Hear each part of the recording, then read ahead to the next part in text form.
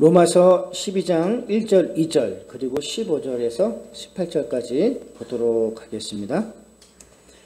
그러므로 형제들아 내가 하나님의 모든 자비하심으로 너희를 권하노니 너희 몸을 하나님이 기뻐하시는 거룩한 산 제물로 드리라. 이는 너희가 드릴 영적 예배이니라. 너희는 이 세대를 본받지 말고 오직 마음을 새롭게 함으로 변화를 받아 하나님의 선하시고 기뻐하시고 온전하신 뜻이 무엇인지 분별하도록 하라. 즐거워하는 자들과 함께 즐거워하고 우는 자들과 함께 울라. 서로 마음을 같이하며 높은 데 마음을 두지 말고 도리어 낮은 채 처하며 스스로 지혜 있는 채 하지 말라. 아무에게도 악을 악으로 갚지 말고 모든 사람 앞에서 선한 일을 도모하라. 할 수 있거든 너희로서는 모든 사람과 더불어 화목하라. 아멘. 지난 한 주간은 정말 나라 안팎으로 너무나 어지럽고 또 불안하고 또 긴장감의 연속이었던 것 같습니다. 지난 한 주간 북한은 연일 탄도미사일과 또 각종 미사일을 수십 발 쏘고 또 동해 완충구역 내로 또 수백여 발의 포격을 가하는 등의 연쇄적으로 계속 무력 도발을 감행을 했습니다. 어제도 또 미사일을 쏴댄 걸로 제가 알고 있는데 심지어 탄도미사일 한 발은 또 NLL 이남 해역에 떨어져 가지고 11월 2일 날은 또 울릉도에 공습경보가 발령이 되어 가지고 오전 8시 50분인가요? 그때 발령이 돼서 저녁 10시에 해제가 되는 그런 위기 상황이 발생했었습니다. 이처럼 한반도를 둘러싼 일촉즉발 정말 전쟁의 위기감에 휩싸이는 또 한 주간이었습니다. 마태복음 24장 말씀이 생각이 납니다. 제자들이 예수님께 물었습니다. 주여 어느 때에 이런 일이 있겠사오며 또 주의 임하심과 세상 끝에는 무슨 징조가 있사오리까? 예수께서 이르시되 난리와 난리 소문을 듣겠으며 민족이 민족을 또 나라가 나라를 대적하며 일어나겠고 곳곳에 기근과 지진이 있으리니 이 모든 것은 재난의 시작이라. 참 그야말로 지금은 재난의 때인 것 같습니다. 곳곳에서 러시아 또 우크라이나 또 중국이 이제 시진핑이 이제 또 3차 또 정권을 잡아가지고 세 번째로 잡았죠. 그래서 지금 이제 몇 년 안에 또 대만을 침략으로 또 뺏으려고 그렇게 선포한 그런 상태고요. 또 그리고 또 중국과 미국이 또 서로 이제 힘겨루기를 하고 있는 상황이고 또 북한은 또 우리에게 계속 탄도미사일을 이제 계속 이렇게 쏴대면서 또 이제 평화를 깨려는 그런 상황이 있습니다. 또 세계적으로 환경 오염 때문에 또 바다 해수면이 높아지고 있고 또 그리고 그다음에 또 금년 한 해 동안은 사상 최대로 곳곳에 기근이 들었다고 하죠. 또 그리고 지진도 일어나고 있고 그야말로 마태복음 24장에서 말씀하셨던 예수님의 말씀이 지금 우리들에게 너무나 가까이 일어나고 있습니다.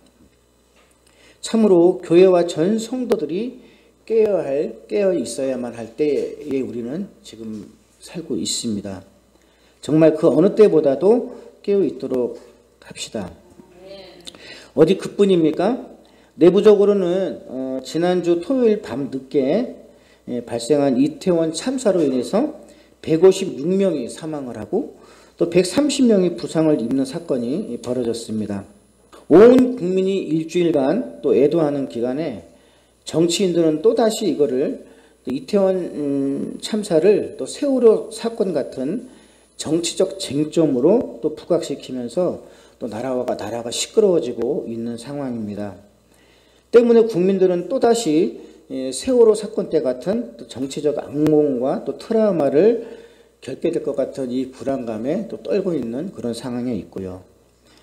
그런데 또 기독교 내에서도 이태원 헬로윈 이 참사를 바라보는 시각은 다릅니다.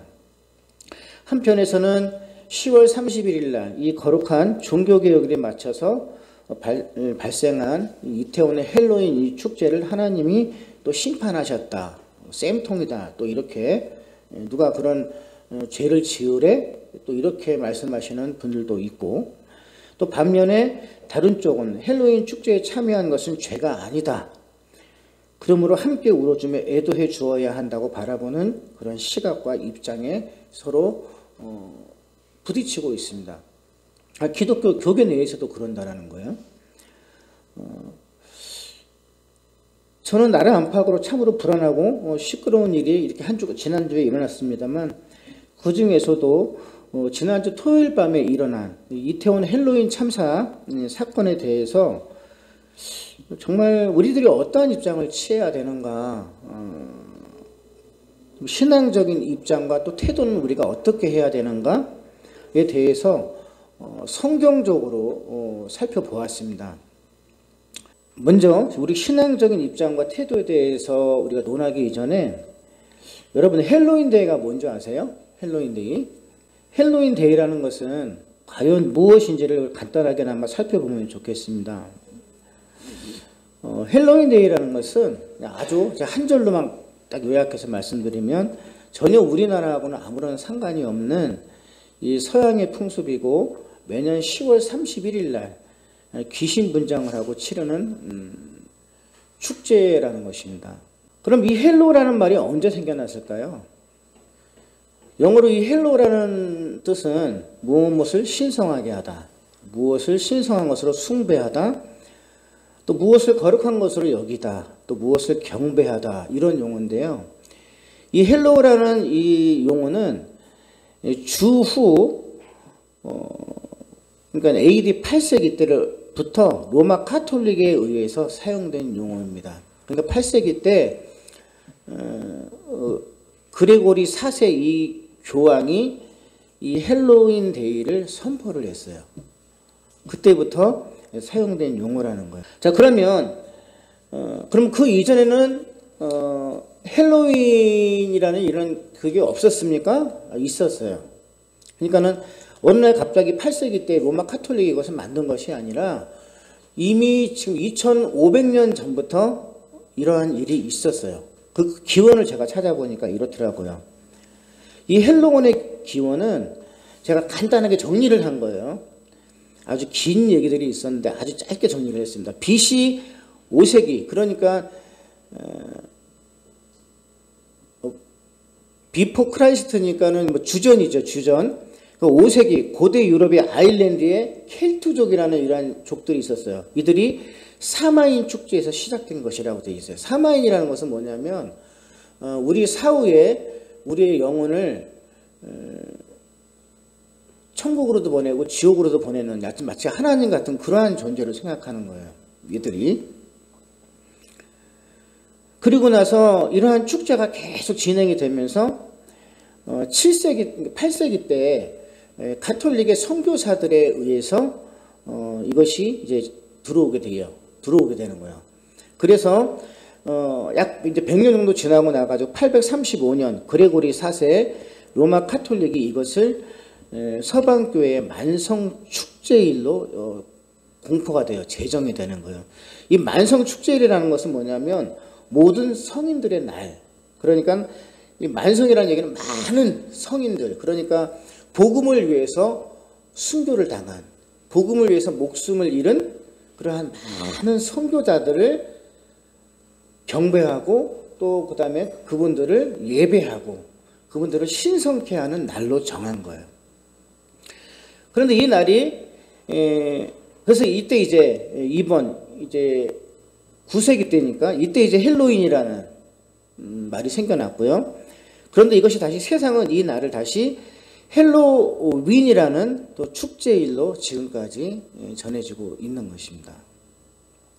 그런데 이제 주로 이제 영미권, 이제 미국이나 뭐 이런 캐나다 영어를 쓰는 이제 그런 나라에서 이 헬로윈 데이가 소소하게 이 축제가 계속 열리기는 했는데, 제가 또 이것도 찾아보니까 미국에서도 우리가 이게 미국 거라고 생각을 하잖아요. 그런데 미국에서도 뭐 그렇게 이게 헬로윈 데이가 큰 축제로 그렇게 벌어지지 않았대요.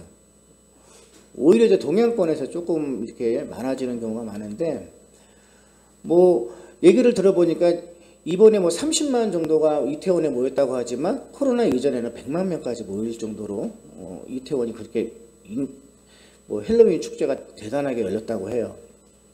그럼 언제부터 이 헬로윈 축제가 크게 이게 거대한 축제가 되었느냐?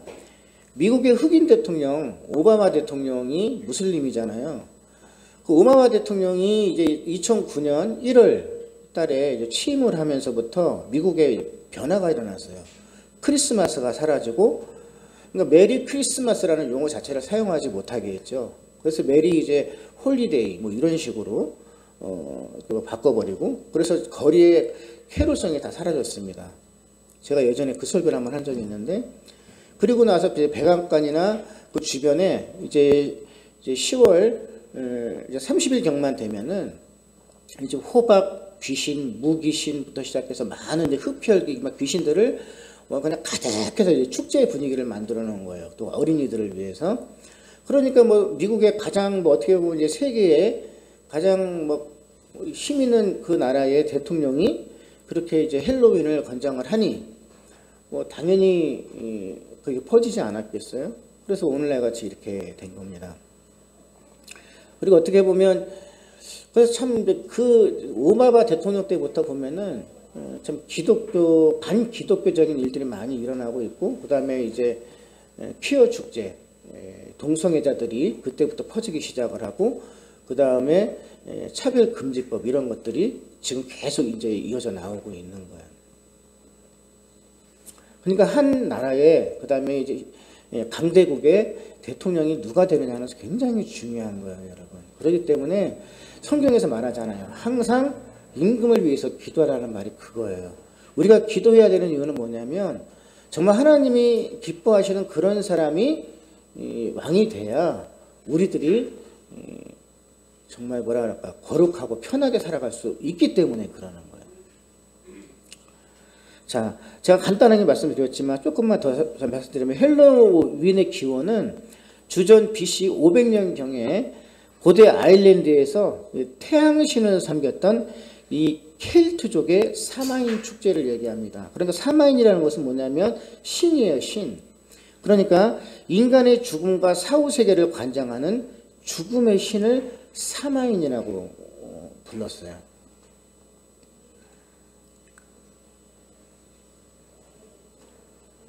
그래서 켈트족의 새해는 언제냐 그러면, 그래서 왜 이제 10월 31일 날이 이제 헬로윈 데이라고 하잖아요. 헬로윈 데이인데, 그러면 왜 그날을 정했느냐?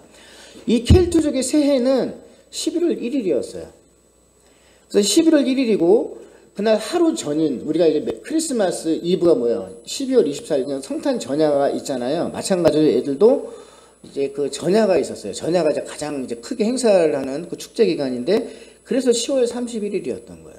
그래서 30일의 금은밤은 모든 유령이 자기 집으로 돌아오게 되는 날로 생각을 해가지고, 이 죽은 자들의 영혼이 자기들 몸속으로 들어오면 1년간 머물 사람을 선택하는 날로 믿었던 거예요. 그러니까 이제 악령들이 이제 뭐라 그럴까요? 각 사람을 찾아 들어와서 그 몸속에 머물러서 1년 동안 머문다라고 믿었던 거예요. 그래서 이런 방법들이 있죠. 우리가 이제 좀비 영화를 보면 주인공 중에 좀비한테 물리지 않으려고 어떤 흉내를 내나요? 좀비인 척 하잖아요. 그러면서 살아남는 영화 많이 보셨죠? 우리가 산사람 같으면 좀비가 막 따라오잖아요. 근데 갑자기 막 피도 못 치고 막 이러면서 막 좀비 흉내를 내니까 좀비도 바보같이 막 지나가고 말잖아요. 그것처럼 이게 바로 그런 거예요. 그렇기 때문에 나도 죽은 존재고 나도 귀신이야. 그래서 너도 귀신이구나. 이렇게 하기 위해서 귀신 분장을 하는 거예요. 이해가 되세요? 그리고 이제 집안에 있는 모든 온도를 다 이제 난로까지 다 꺼가지고, 왜 죽은 시체가 싸늘하잖아요. 그래서 나 싸늘한 귀신이라고 이러면서 분장을 하는 거예요. 그래서 애군을 막아내려고 했던 거예요. 그래서 심지어는 그러면 이제 켈트족의 이제 제사장들은 이들을 이제 사제라고 하잖아요. 사제라는 말이 제사장들을 얘기하는 건데, 이 켈트족의 이제 사제들은 지난 한 여름 동안에 이제 이 추수를 감사하면서 동시에 나쁜 혼도를 쫓아내는 예식을 이제 집전을 했어요. 이때 이제 악령 들린 것으로 여겨지는 사람이 있는 거죠. 그러니까 악령이 어떤 사람이 들어와서 한 1년 동안 머문다 그랬잖아요. 그래서 악령이 들린 것으로 여겨지는 사람들 중에 한 사람을 뽑아가지고 이제 불 속에 집어넣어요. 그래서 인신공양까지 하는 그런 문화예요. 그래서 켈트족은 마법에 걸린 이 사후에 인간의 영혼은 사마인에 의해서 구원받을 수 있다고 믿었어요. 그래서 이 사마인이라는 이 신은 굉장히 두려움의 대상이었던 것이죠. 때문에 켈트족은 자신의 가족이나 친구 또 혹은 사랑하는 사람의 영혼을 구원받게 하기 위해서 동물 또는 사람까지 희생제물로 바치는 그러한 원시적이고 악마 같은 그러한 명절을 그들이 지냈다라는 거예요.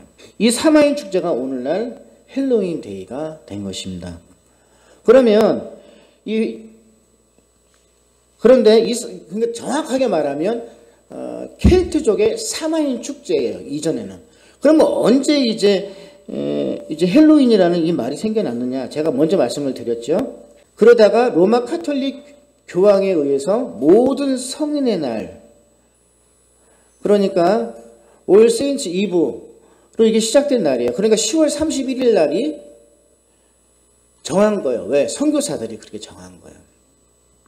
선교사들에 의해서, 그러니까 700년대부터 그렇게 한 100년 동안 내려오다가 계속 이제 전통적으로 내려온 거예요. 그렇게 100년 동안 지내왔는데 공식적으로 된 것은 아니었었어요. 그러니까 선교사들이 뭘 왜 지냈느냐? 그 당시도 지금처럼, 그때는 이제 지금같이 개신교 이런 자체가 없고 구 가톨릭 자체가 교회잖아요. 그죠? 그런데 그들이 뭐 했겠어요? 복음을 전하러 다녔고, 그 다음에 이제 복음을 열심히 전하다가 순교를 당하고 막 그랬잖아요. 그러니까 이제 동료 선교사들에 대한 그 영혼을 달래고, 또 그들을 위로한다는 의미에서 이 켈트족의 이 문화를 그들이 받아들인 거예요. 그렇게 100년 정도 흘러오다가 로마 카톨릭 교황에 의해서 835년에 이것이 공식으로 선포가 되는 거예요. 만성절이라는 이름으로 선포가 돼요. 그래서 오늘날까지도 이 절기가 있답니다. 그래서 이 메리 크리스마스, 우리 이브처럼 만성절 전야 라는 이 풍속을 지키면서 오늘날의 이름과 같은 헬로윈이라는 이름으로 이제 정착이 된 거예요. 그러므로 헬로윈이라는 것은 뭐냐면 로마 카톨릭 교황에 의해서 제정된 모든 성인의 날로 시작이 된 것입니다. 그래서 마틴 루터 신부가 이 만성절의 이 미신과 우상 숭배를 가장 타락한 날로 규정을 하고 이런 악습을 못 받겠다라는 의미로 1517년 10월 30일 날 바로 만성절 날이에요. 이때가. 그러면 왜 그다음 마틴 루터가 10월 30일로 택했느냐? 바로 만성절이라는 얘기예요. 이때가. 바로 헬로윈 데이라는 얘기죠. 헬로윈. 이 날을 기점으로 독일의 비텐베르그 대학 안에 있는 비텐베르그 교회 정문에다가 90여 개조 반박문을 붙인 거예요. 그러니까 어떻게 보면은 가장 타락한 날을 가장 거룩한 날로 바꾸면서 타락한 중세 교회를 종식시키는 상징적이고 영광스러운 날이라고요.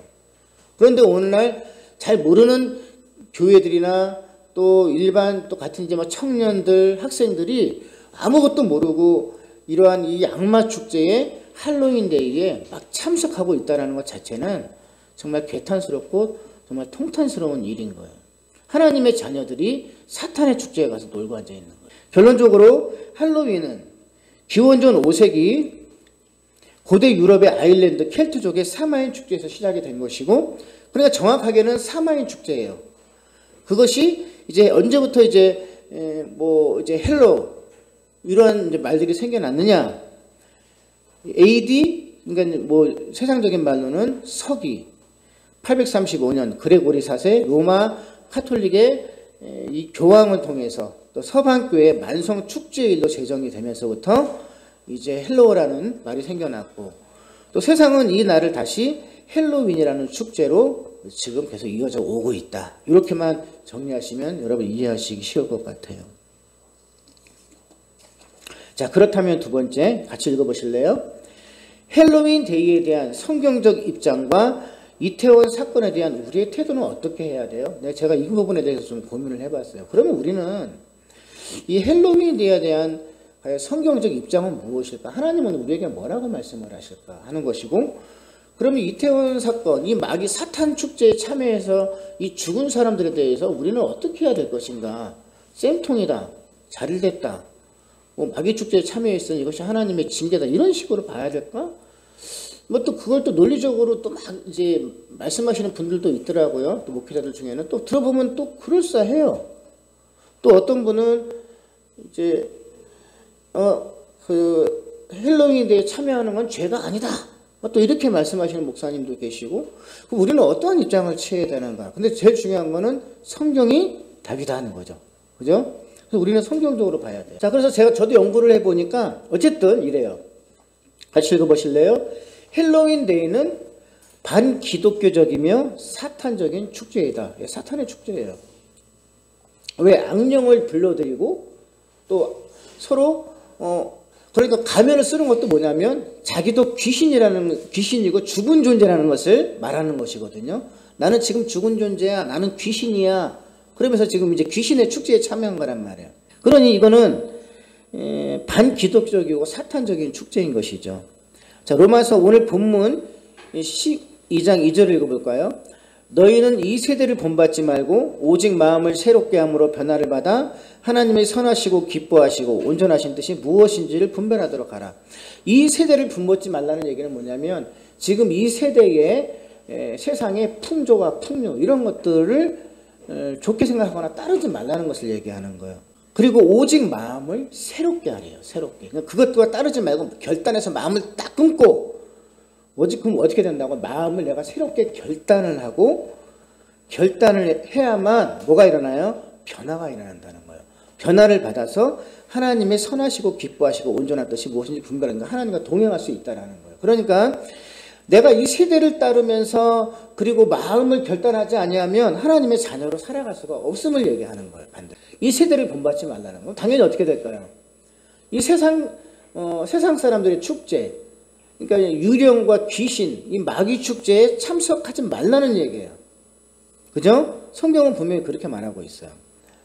자, 제가 예를 들어서 창세기 34장을 하나 생각을 해봤어요. 창세기 34장을 보게 되면 이스라엘 12지파를 낳은 사람이 누구예요? 야곱이죠. 야곱. 그죠? 야곱이 이스라엘이잖아요. 또 다른 이름이. 12지파를 낳은 야곱에게 첫 번째 아내 레아를 통해서 낳은 딸이 있었어요. 그 딸의 이름이 디나예요. 야곱이 밧단 아람에서 살다가 우상이 득실거리는 가나안 땅 세겜이라는 곳에 이제 도착을 해서 그곳에서 밭을 사고 장막을 치면서 정착을 하게 돼요. 그리고 나서 하나님께 먼저 예배를 드리죠. 예배를 드리고 이제 세겜에서의 삶이 시작됩니다.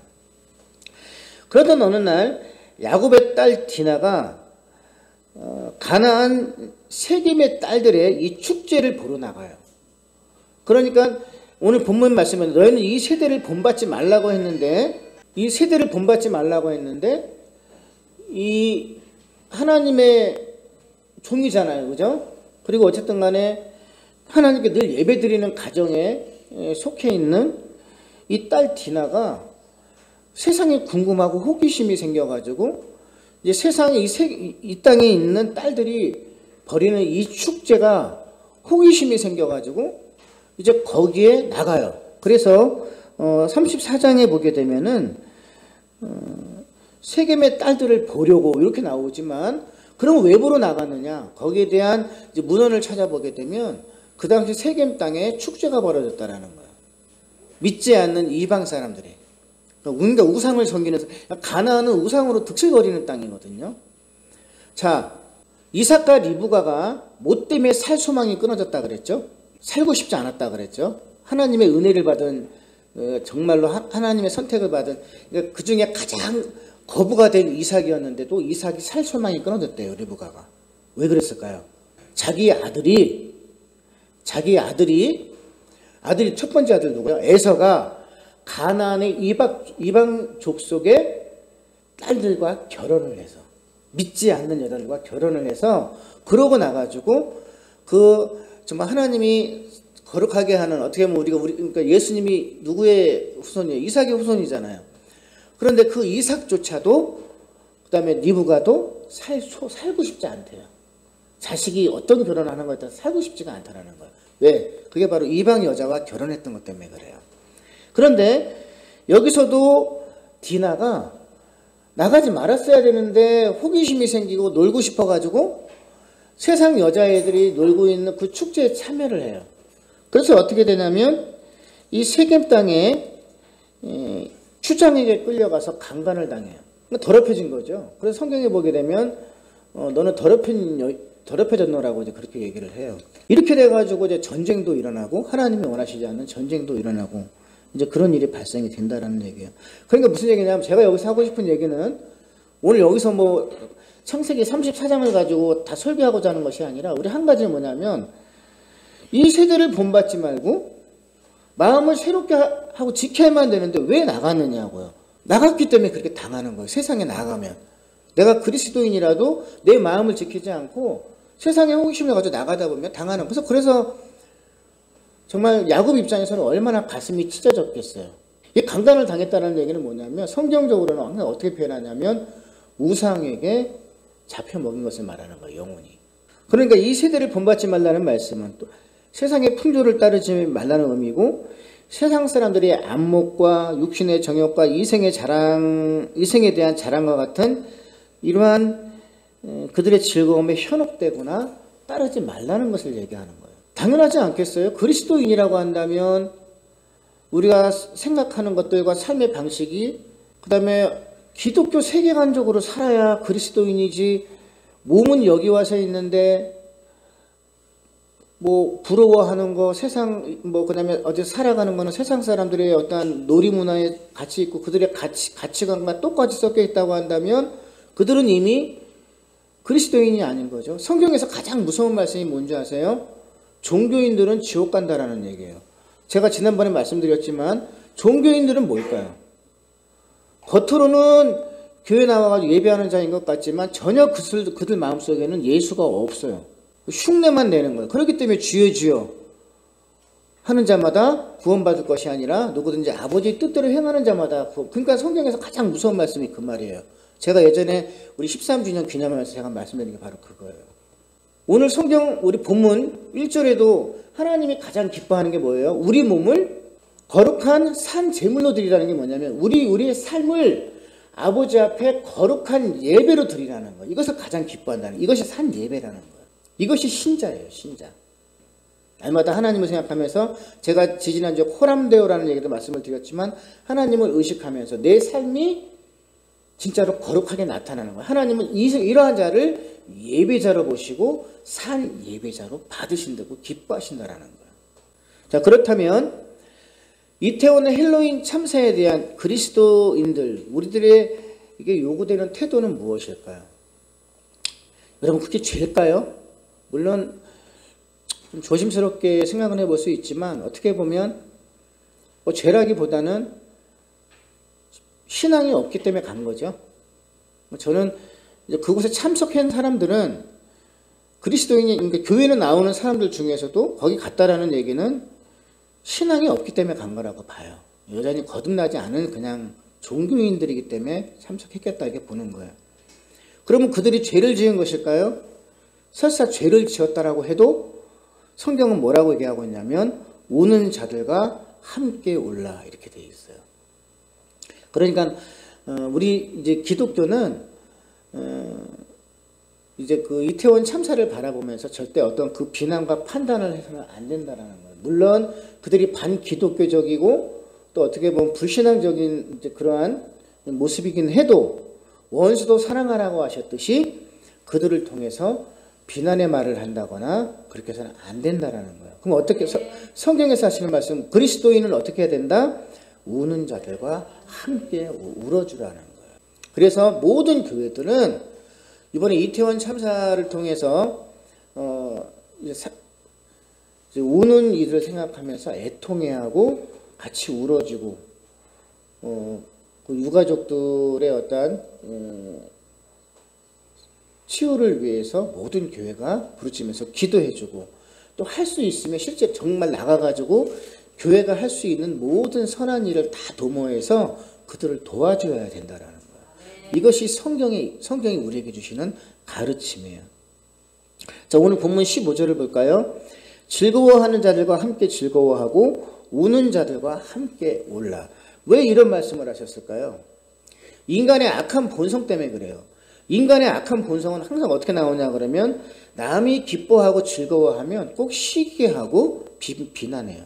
그리고 남이 울잖아요. 그리고 어떤 환난을 만나서 아파하면 행복해해요. 왜? 나는 참 다행이다. 인간의 그게 악한 본성이에요. 그렇기 때문에 성경에서 이렇게 말하는 거예요. 제발 너희들은 즐거워하는 자들과 함께 즐거워하고 그들이 기뻐하면 그들 옆에서 기뻐해주고 같이 기뻐해주라는 거예요. 뭐 맨날 자랑하고 이렇게 하지 말라는 거예요. 우리 한국 사람은 누가 기뻐하고 즐거워하면 말도 안 해. 그리고 뭐 페이스북 같은 데도 보면 우리 뭐 예를 들어서 뭐 우리 아이들이 뭐 서울대 갔어요. 그럼 댓글이 안 달려. 이상해 우리나라 사람들은. 그런데 이제 뭐 누가 뭐 어떻게 돼서 뭐 암에 걸렸어요. 뭐 걸렸어요. 그럼 하나님 감사합니다. 저는 이렇게 건강해요. 이렇게 된다는 거예요. 이게 악한 본성이라고요. 악한 본성. 성경은 우리에게 뭐라고 말씀하시냐면 즐거워하는 자들이 있느냐 또 기뻐하는 자들이 있느냐. 이게 물론 이제 해석이 차이 있는데 그런데 즐거워하는 것과 기뻐하는 게 같은 거예요. 그들과 함께 즐거워하고 함께 기뻐해 주라는 거예요. 아주 그냥 옆에서. 그리고 또 우는 자들이 있으면 같이 그 어떤 말도 할 필요 없어요. 뭐 그냥 아는 척 하면서 뭐 마치 지혜 있는 척 하지 말라 그랬지. 오늘 보면 지혜 있는 척 하면서 성경 몇 구절 꺼내면서 하나님이 이렇게 하라고 했는데 네가 하지 않았기 때문에 하나님이 너를 시험하시는 걸 거야. 그러면서 하지 말라 그랬는데 거기 왜 갔니? 이렇게 하지 말라는 거예요. 뭐 하라? 어쨌든 함께 이유 불문 그냥 울어주라는 거예요. 우는 사람이 있고 슬퍼하면. 이게 어떻게 보면은요. 저는 이제 상담하고 공부하면서 발견한 게 이거예요. 이게 최고의 상담 방법이에요. 그러니까 그 사람을 치유해 줄 수 있는 가장 좋은 방법이에요. 딴 거 없어요. 즐거워하면 함께 즐거워해주고 옆에 울면 그냥 같이 울어주는 게 최고예요. 그런데 이걸 못하니까 성경에서 지금 말씀하시는 거예요. 그러니까 그리스도인들은 이걸 실천하라는 거예요. 그러니까 이 말씀에 유거한다고 한다면 지금 이태원 사건이 뭐 마귀적이네 어쩌네 물론 저는 이제 성경적으로 그 다음에 그 유래 내가 가리키기 위해서 그 지식을 주기 위해서 이제 조사를 해왔지만 그러나 결과적으로 지금 우리들뿐만 아니라 모든 교회가 이태원 이 참사를 바라보면서 교회들의 모습은 어떠해야 되느냐 그들을 바라보면서 울고 애통해주고 애곡해주면서 그리고 그들을 위해서 모든 선한 일을 도모하면서 돕는 자의 입장에 서야 된다는 거예요. 왜? 원수까지도 사랑하라고 하셨으니. 아멘? 그래서 17절, 18절에 보면 뭐라고 되어 있어요? 아무에게도 악을 악으로 갚지 말고 모든 사람 앞에서 선한 일을 도모하라 그랬단 말이에요. 그러니까 그 어떤 악한 상황이라도 악으로 갚지 말라는 거예요. 그리고 원수 갚으려고도 너희들이 하지 말라는 거죠. 하나님이 다 하시니까. 그럼 우리는 해야 될 일이 뭐라고요? 같이 즐거워해주고 같이 울어주고 모든 선한 일을 도모하라. 이게 우리들이 해야 할 일이라는 거예요. 사랑하는 여러분, 하나님이 원하시는 진정한 예배는 거룩한 삶입니다. 아멘. 다시 한번 뭐라고요? 하나님이 원하시는 진정한 예배는 거룩한 삶이라고요. 거룩한 삶이 하나님이 원하시는 건. 자, 본문 1절 읽어볼까요? 그러므로 형제들아 내가 하나님의 모든 자비하심으로 너희를 권하노니 너희 몸을 하나님이 기뻐하시는 거룩한 산 제물로 드리라. 이는 너희가 드릴 영적 예배니라. 그러니까 하나님이 원하시고 기뻐하시는 영적 예배는 뭐냐면 우리의 삶이라는 거예요. 삶이 어떻게 해야 된다? 거룩하라는 거예요. 거룩해지려면 어떻게 해야 될까요? 이 세대를 본받지 말고 오직 마음을 새롭게 함으로 오늘 하나님께서 우리에게 주신 말씀대로 즐거워하는 자들이 있으면 모든 사람들에게 같이 즐거워해주고 또 우는 자들이 있으면 같이 울어주는 거. 그리고 그들 앞에서 항상 모든 선한 일을 도모하는 그런 착한 모습을 보여주라는 거예요. 이것이 우리에게 주시는 하나님의 말씀인 것입니다. 자, 오늘 여기까지 하도록 하겠습니다. 기도하겠습니다.